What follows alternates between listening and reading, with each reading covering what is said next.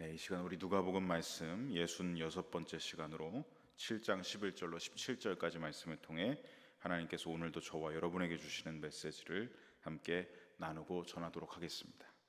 자, 우리 먼저 지난 시간에는 예수님께서 가버나움으로 들어가셔서 하나님 나라 사역을 이어가시는 모습을 함께 살펴봤습니다.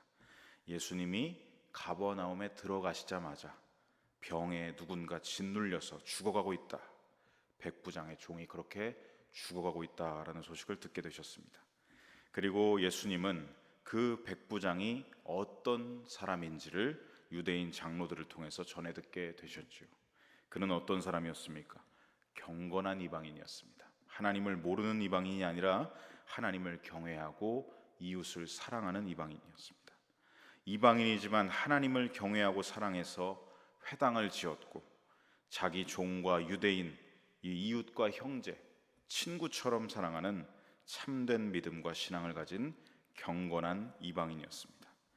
예수님은 그래서 그 이야기를 전해준 이 유대인 장로들과 함께 백부장의 집으로 향하셨습니다. 그리고 그의 집에 가까이 이르셨을 때 백부장이 보낸 친구들을 통해서 놀라운 믿음의 고백을 전해 듣게 되십니다. 주여, 더는 수고하지 마소서. 주께서 더러운 이방인인 제 집에 오시는 것을 저는 감당할 수가 없습니다. 그래서 제가 주님께 직접 나아갈 수도 없었던 것입니다.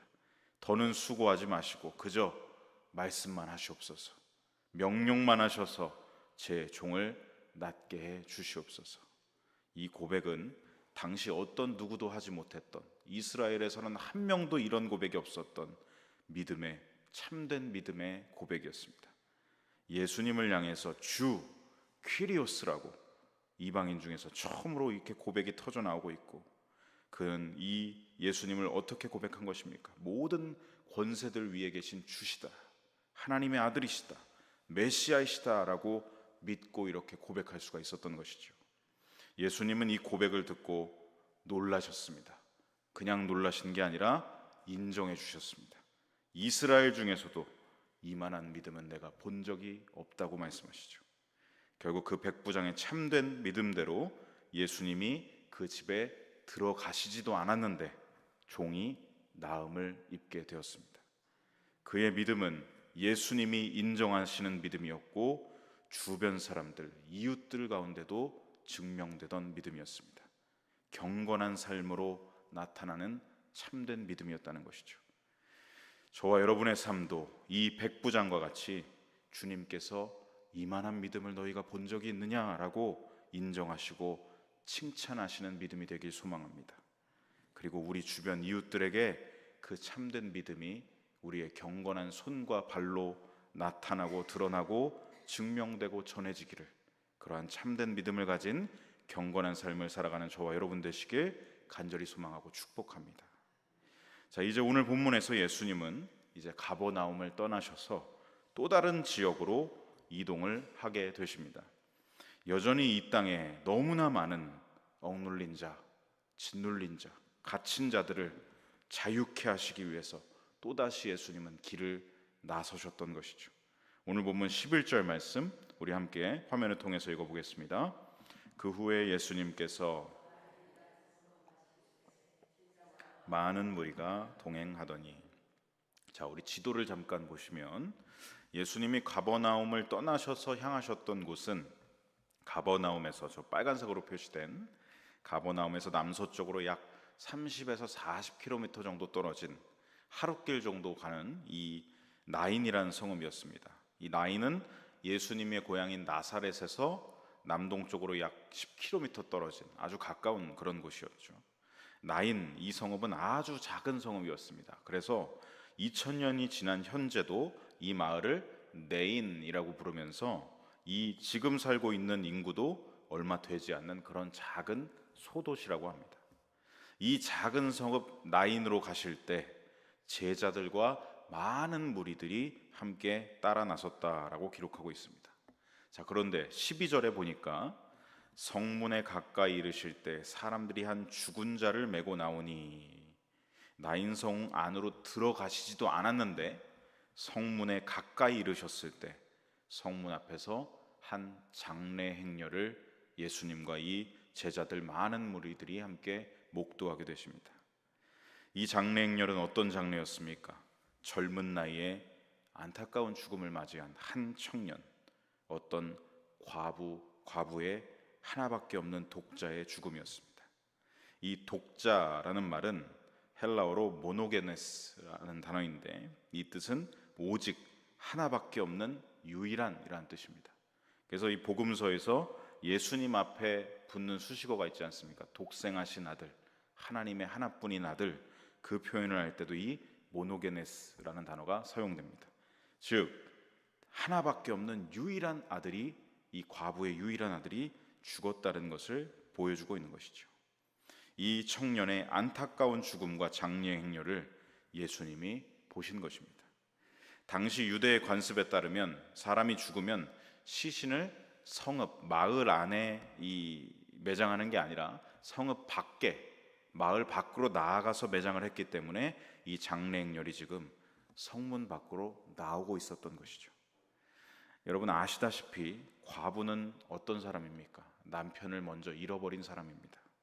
그러면 이제 남편이 없기 때문에 청년으로 성장한 이 아들이, 하나뿐인 이 아들이 더 자라서, 더 성장해서 이 어머니를 함께 부양해야 했죠. 그런데 이 여인의 유일한 가족이자 혈육, 생계를 책임질 가장이 될 이 아들이 죽고 말았던 것입니다. 본문에 이 아들의 나이는 기록되어 있지 않지만 14절에서 예수님이 이 죽은 사람을 향하여서 청년아 라고 말하는 것을 봤을 때 이 사람은 아직 결혼도 하지 않은, 젊다는 표현도 참 어색한, 아마 어리다는 표현이 더 어울릴 정도로 그렇게 어린 나이였을 것으로 추정이 되는 것이죠. 그러니 어떻습니까? 참으로 안타까운 죽음과 상실을 겪게 된 것입니다. 모든 죽음은 고통과 슬픔이 따릅니다. 하지만 특히나 자식을 먼저 보낸 부모의 심정은, 게다가 이 자식은 어떻습니까? 하나밖에 없는 아들, 가족이라곤 하나밖에 없던 이 아들, 아직 결혼도 하지 못한 꽃다웠던 어린 나이의 이 아들을 먼저 보낸 이 여인의 심정을 한번 헤아려 보시기 바랍니다.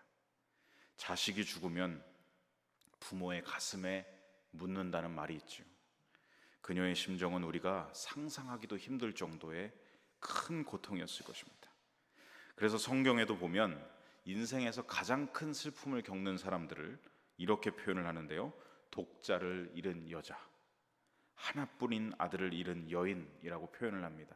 우리 구약 성경들을 좀 보시면 예레미야 6장 26절에서 우리 붉은색 글씨만 함께 읽어보겠습니다. 독자를 잃음같이 슬퍼하며 통곡할지어다. 아모스 8장 10절에서도 우리 붉은색 글씨만 한번 읽어보겠습니다. 독자의 죽음으로 말미암아 애통하듯 하게 하며. 우리 스가랴 12장 10절도 붉은색 글씨만 함께 읽어보겠습니다. 독자를 위하여 애통하듯 하며 그를 위하여 통곡하기를. 자, 이 세 구절 모두 독자의 죽음 앞에, 외아들의 죽음 앞에 같은 표현을 계속해서 반복해서 쓰고 있습니다. 애통하고 통곡할지어다. 아마 이 나인성 과부의 심정도 동일했을 것입니다. 인생에서 겪는 가장 큰 슬픔, 아들을 자기 가슴에 묻으면서 그 심정은 애통과 통곡으로 미어지고 있었을 것이죠. 그래서 예수님은 그 안타깝고 가슴이 미어지는 장례 행렬을 보시더니 그냥 지나치실 수가 없으셨던 것 같습니다. 오늘 본문 13절 말씀을 보시면 예수님이 어떻게 행동하시는지가 나오는데요, 함께 읽어보겠습니다. 주께서 과부를 보시고 불쌍히 여기사 울지 말라 하시고. 자, 누가복음의 저자 누가는 그 과부를 보고 계신 분을 예수께서라고 얘기하지 않고 어떻게 얘기하고 있습니까? 주께서라고 말합니다. 그냥 한 사람이 그 여인을 봤다가 아니라, 어떤 랍비 선생이 이 여인을 봤다가 아니라 분명하게 기록합니다. 퀴리오스, 주께서 그녀를 보셨다. 오늘 본문에서 이토록 비통하고 암울했던 상황, 이 상실의 분위기를 뒤집고 있는 표현이 바로 이 주께서 과부를 보셨다라는 문장입니다. 그녀를 보고 계신 분은요, 사람이 아니라 만물의 주관자, 이 땅에 오신 하나님이셨습니다. 하나님의 눈은 태초부터 지금까지 우리를 바라보고 계십니다. 원죄로 인해 하나님과 단절되면서 영생을 살지 못하고 이제 죽음이라는 안타까운 상실을 겪게 된 우리 모든 인류, 죄의 삭신 사망을 치를 수밖에 없는, 피할 수 없는 그러한 우리 모든 인류를 바라보시는 하나님의 애통한 시선, 긍휼의 시선인 것입니다. 남편도 잃고 하나뿐인 아들도 잃어서 이제 그 누구도 의지할 수가 없는 이 여인, 참담한 지경에 처한 이 여인을 이 땅에 오신 주 하나님께서 바라보고 계신 것이죠. 주님은 그 여인을 보시고 불쌍히 여기셨습니다. 여기서 이 불쌍히 여긴다, 이 번역의 헬라어 원어는 스플랑크 니조마이라는 단어인데, 이 단어의 뜻이 무엇이냐면요, 창자가 뒤틀리는 것 같은 고통, 애간장이 끊어지는 고통, 이것을 바로 이 불쌍히 여기사, 이 단어입니다. 헬라어가 표현할 수 있는 가장 강렬한 단어가 바로 이 단어라고 합니다. 즉 무엇이겠습니까? 이 여인의 가슴도 미어지고 미어지는데 그걸 보고 계신 이 땅에 오신 하나님 주님의 마음이 더 극심한 고통으로, 창자가 끊어질 것 같은 애간장이 녹는 고통을 느끼고 계셨다는 것이죠. 여러분, 이것은요, 단순히 우리 아픈 마음을 공감하시는 차원을 넘어서는 것입니다. 죽음에 대해서 우리보다 주님이 더 아파하신다는 겁니다. 하나님의 그 애통한 마음을 이 문장으로, 이 단어로 보여주고 있는 것입니다. 사랑하는 성도 여러분, 바로 이것이 창세부터 지금까지 우리를 바라보시는, 원죄로 인해 하나님과 끊어져 버린 우리를 보시는 하나님의 긍휼의 시선이라는 것입니다. 애간장이 끊어지는 그 슬픔의 현장에, 그 상실의 현장에 주님은 오늘날까지 언제나 이 시선으로 우리와 함께하고 계십니다. 그저 사람의 슬픔으로만 끝나지 아니하고 주님의 아픔으로 이어지고 있다는 것이죠. 죄로 말미암아 우리에게 죽음이 찾아왔고, 죽음으로 인해서 우리 모든 인생은 사망이라는 비극을 맞이하게 되었을 때, 그러한 우리를 위해서 왜 하나님께서 직접 십자가를 지실 수밖에 없었는지, 왜 우리 대신 죽으실 수밖에 없으셨는지, 그 이유를 우리는 이 불쌍히 여기사라는 단어를 통해서 발견할 수가 있는 것입니다. 하나님이 그 아들 예수님을 이 땅에 보내신 이유는 우리의 죄로 인한 사망의 문제를 해결하기 위함이셨습니다. 우리 하나님은 모든 피조물들이 죄로 인해 죽어가는 것을, 사망으로 나아가는 것을 애통해 하시면서 모두가 멸망당하지 않고 구원을 얻기를 기뻐하시는 자비가 풍성하신 하나님이십니다. 주님은 그렇게 이 여인을 보셨습니다. 애끓는 고통을 느끼시며 함께 아파하셨습니다. 고통 속에 있는 우리네 인생들, 모두가 죄의 열매인 죽음을 겪을 수밖에 없는 불쌍한 우리네 인생들, 그런 우리를 지금 어떻게 해요? 주님이 바라보셨다. 보심으로 말미암아서 우리에게 구원의 역사가 이제 시작되는 것입니다. 예수님은 이 여인을 불쌍히 여기사 말씀하셨습니다. 울지 말라, 울지 말거라. 여러분, 이 말씀이 어떻게 느껴지십니까? 위로의 말씀으로 느껴지시나요? 저는 그 의미를 넘어서는 말씀으로 묵상됩니다. 이 모든 상황들을 뒤집어 버리시겠다는 반전을 기대하게 하시는 말씀이죠. 울지 말라, 이제 괜찮아, 내가 여기 왔으니까. 그런 말씀이겠죠. 그리고는 어떻게 하십니까? 그 기대하게 하셨던 대반전의 역사를 14절로 15절에서 이루어 주십니다. 우리 함께 14절 15절 말씀 함께 읽어보겠습니다. 가까이 가서 그 관에 손을 대시니 맨 자들이 서는지라. 예수님께서 이르시되 청년아, 내가 내게 말하노니 일어나라 하시매 죽었던 자가 일어나 앉고 말도 하거늘 예수님께서 그를 어머니에게 주시니. 아멘. 자, 먼저 14절, 예수님은 그 청년의 시신이 담긴 관에 가까이 가셔서 손을 대셨다라고 말합니다. 여러분, 당시 어떤 유대인들도 이런 행동은 하지 않았습니다. 왜죠?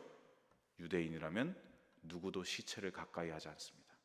왜냐하면 유대인의 정결법에 따라서 죽은 시체, 죽음에 관계된 것에 가까이 가거나 접촉하는 것은 부정한 일이 되기 때문에 누구도 가까이 가지 않습니다. 죽음에 가까이 가서 손을 댔다가는 나도 저렇게 된다, 나도 저렇게 부정하게 된다 인식을 가지고 있었기 때문에 어떤 유대인들도 시체에 가까이 가지 않았습니다. 하지만 지금 예수님은 어떻게 하시죠? 가까이 가셔서 손을 대셨다. 누가 요청한 것도 아니고 이 과부가 그래달라고, 좀 만져달라고, 이 아이를 좀 안수해달라고 그런 것도 아니죠. 예수님이 자발적으로 가까이 가셔서 손을 대셨다. 여러분, 왜 그러셨을까요? 이 모습을 통해 예수님은 그 당시 모두에게 보여주신 것입니다. 나는 율법을 초월하는 주다. 당신의 거룩함이 인간의 부정함을 뛰어넘을 수 있다는 것을 보여주신 것입니다. 퀴리오스, 당신께서 진정으로 만유의 주시라는 것을 보여주고 계신다는 것이죠. 그리고 모든 것을 초월하시는 그 가장 높으신 권세와 권위로 이 죽은 청년에게 명령을 내리십니다. 청년아, 내가 네게 말하노니 일어나라. 그러자 15절, 죽었던 청년이 벌떡 일어나 앉아 말하기 시작했습니다. 여기서 누가는 의사답게 정확하게 진단을 하고 있죠. 이 사람이 죽었다가 벌떡 일어나서 앉아서 말도 하거늘 이라고 기록합니다. 말도 하거늘, 이 말은요, 청년의 의식이 완전히 돌아왔다, 죽기 이전의 상태와 똑같이 회복되었다는 것을 분명하게 지금 의사인 누가가 기록하고 증거하고 있는 것입니다. 죽었던 사람을 다시 살린 이러한 기적은 여러분 이미 우리가 구약에서도 본 적이 있습니다. 구약에서 누구죠? 능력의 선지자 엘리야가 사르밧 과부의 죽은 아들을 되살아나도록 한 바가 있습니다. 그런데 여러분, 그때의 경우와 지금 이 예수님의 경우는 차원이 다릅니다. 열왕기상 17장 21절을 보시면 엘리야는 어떻게 했습니까? 그 사르밧 과부의 죽은 아들, 그 시신 위에 엎드려져서 부르짖어 하나님께 간구함으로, 기도로 사르밧 과부의 아들을 살아나게 했습니다. 그러니까 엘리야 자기의 능력으로가 아니라 기도했을 때 하나님께서 그를 일으키셨던 사건이죠. 하지만 오늘 본문의 이 사건은 어떻습니까? 예수님이 손을 대시고 기도하셨다? 그렇게 기록되어 있지 않습니다. 어떻게 하셨죠? 명령하셨습니다. 말씀하셨습니다. 청년아 일어나라! 명령하셔서 그 청년을 살리셨다는 것이죠. 그러니 예수님이 어떤 분이다? 엘리야와 같은 선지자 중에 한 사람이 아니다. 그분과 그 사람과는 차원이 다른, 누구도 따라할 수 없는 높으신 권능과 권세를 가지신 메시아, 이 땅에 오신 하나님 그 자체시라는 것을 보여주고 있는 것입니다. 그리고 15절 하반절에 이렇게 기록되어 있습니다. 예수께서 그를 어머니에게 주시니. 우리가 통상적으로 생각해 봤을 때요, 뭔가를 줄 때는 내가 주인이었고 이걸 누군가에게 주는 거죠. 지금 이 표현이 뭐겠습니까? 예수님이 그 여인에게 이 아들을 주셨다는 것은 생명의 주관자가 예수님이라는 것을 보여주고 있는 겁니다. 잃어버렸던 이 여인의 아들을 되살리셔서 그 여인에게 다시 되돌려 주셨다는 것이죠. 완전히 잃어버린 바 되었던 이 아들을 그의 어머니에게 새로운 선물과 같이 값없는 은혜로 돌려주셨다는 표현입니다.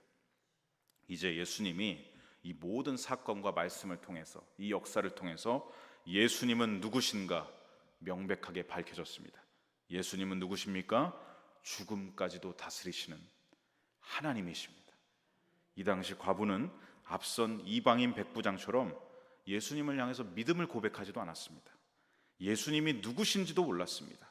오직 예수님이 먼저 찾아가시고 다가가셔서 그녀의 절망을 기쁨으로 바꿔 놓으셨고 죽음을 생명으로 바꾸어 놓으셨습니다. 아무 공로가 없습니다. 이 과부는 아무 공로가 없이 은혜를 선물로 받았다는 것이죠. 사랑하는 성도 여러분, 저와 여러분 역시 아무 공로 없이 은혜를 입었습니다. 우리가 무슨 자격이 있어서 구원을 받았습니까? 우리가 뭘 잘했습니까? 우리가 무슨 자격을 갖추었습니까? 어떤 자격증, 라이센스가 있어서 우리를 구원하셨습니까? 그런 게 아닙니다. 오직 아무 공로 없이 주님께서 우리가 아직 죄인 되었을 때, 의인이 아니라 죄인 되었을 때 우리를 불쌍히 여기셔서, 우리를 사랑하셔서, 애간장이 끊어질 정도로 우리를 사랑하셔서 그분이 우리를 구원하신 것입니다. 이제 이 놀라운 부활의 사건은 16절로 17절 말씀처럼 그 장래 행렬에 참여한 모든 사람과 예수님을 따라 나섰던 모든 사람에게 두려움, 하나님이 살아계시다는 그 경외하는 마음을 불러 일으키게 되는데요, 우리 16절로 17절 말씀 우리 함께 읽어보겠습니다. 모든 사람이 두려워하며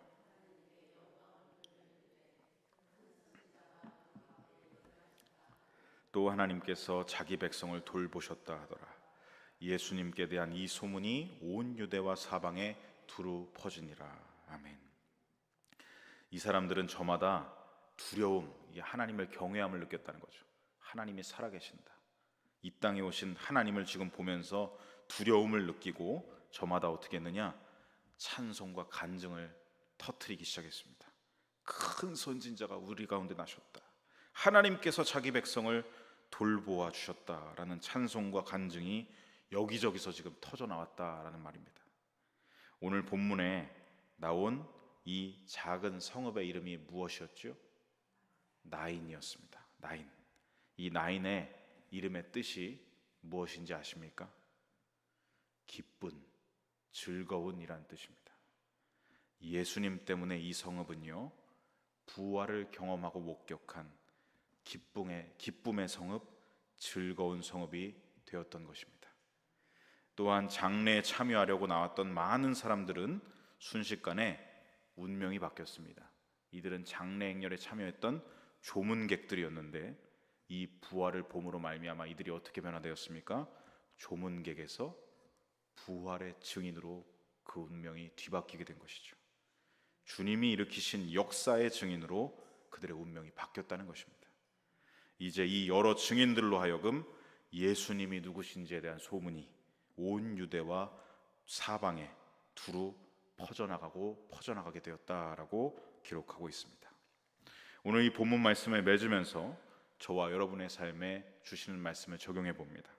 성도 여러분, 우리는 살아가면서 많은 장례식에 참여하고 또 여러 장례를 치를 수밖에 없습니다.